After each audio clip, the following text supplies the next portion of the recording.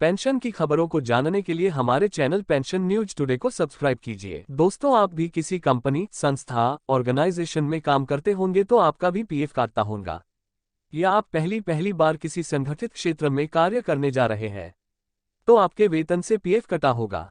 तो आप जानना चाहते हैं कि पीएफ क्या होता है, पीएफ क्या होता है, पीएफ कितना काटता है, पीएफ कितना कटता है, और यदि आप नौकरी छोड़ते हैं तो आपको नौकरी छोड़ते समय पीएफ का कितना पैसा मिलेगा, पीएफ कितना मिलता है। तो आज की इस पोस्ट में हम आपको पीएफ से जुड़ी सभी जरूरी जानकारियां बताने जा रहे हैं।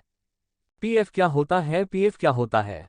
दोस्तों, सबसे पहले आपको ये जान लेना चाहिए कि पीएफ, ईपीएफ और ईपीएफओ यह एक ही होता है। पीएफ का मतलब पीएफ प्रोविडेंट फंड, ईपीएफ का मतलब EPF employ provident fund, EPFO का मतलब EPFO employees provident fund organisation होता है। असल में ईपीएफओ संगठित क्षेत्र में कार्यरत कर्मचारियों के सुरक्षित भविष्य के लिए बनाई गई योजनाओं का संचालन करने वाली एक संस्था है, जिसे पीएफ और ईपीएफ नामों से जाना जाता है। पीएफ या ईपीएफओ की शुरुआत 1952 से हुई थी। इसे पीएफ एक्ट 1952 भी कहा जाता है, जब पीएफ के नियमों की शुरुआत हुई।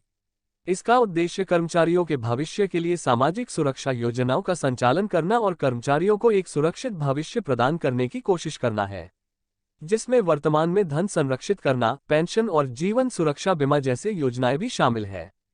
पीएफ कितना कटता है, पीएफ कितना काटता है। ईपीएफओ के नियमानुसार ऐसे सभी कंपनी, संस्था और ऑर्गेनाइजेशन जिनमें 20 या 20 से अधिक कर्मचारी कार्य करते हैं, ईपीएफओ के अंतर्गत आते हैं।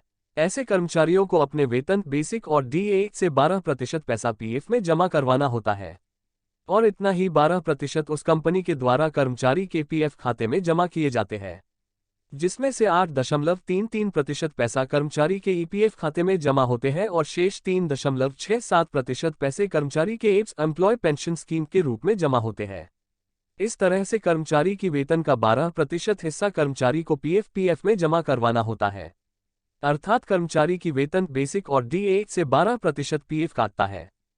पीएफ कितना मिलता है, पीएफ कितना मिलता है। दोस्तों, अब आप जान चुके होंगे कि पीएफ क्या होता है, पीएफ क्या होता है, और पीएफ कितना कटता है, पीएफ कितना काटता है। लेकिन आपके मन में यह सवाल होगा कि यदि हम नौकरी छोड़ते हैं तो हमें हमारा पीएफ का पैसा कब, कैसे और कितना मिलेगा। दोस्तों, आप जब भी नौकरी छोड़ते हैं उसके 2 महीने बाद आप अपने पीएफ का पूरा पैसा निकाल सकते हैं। यहां आपको आपके पीएफ में जमा पैसों के साथ साथ उस पर लगभग 8.50% ब्याज भी मिलता है। इसके लिए आपको फॉर्म 19 भरना होता है, जो आप ऑनलाइन भी भर सकते हैं। इसके अलावा यदि आपकी नौकरी 6 महीने से अधिक की है या 10 साल से कम की है, ऐसे में आप अपने एप्स का भी पूरा पैसा निकाल सकते हैं, जिसके लिए आपको फॉर्म 10C भरने की जरूरत होती है।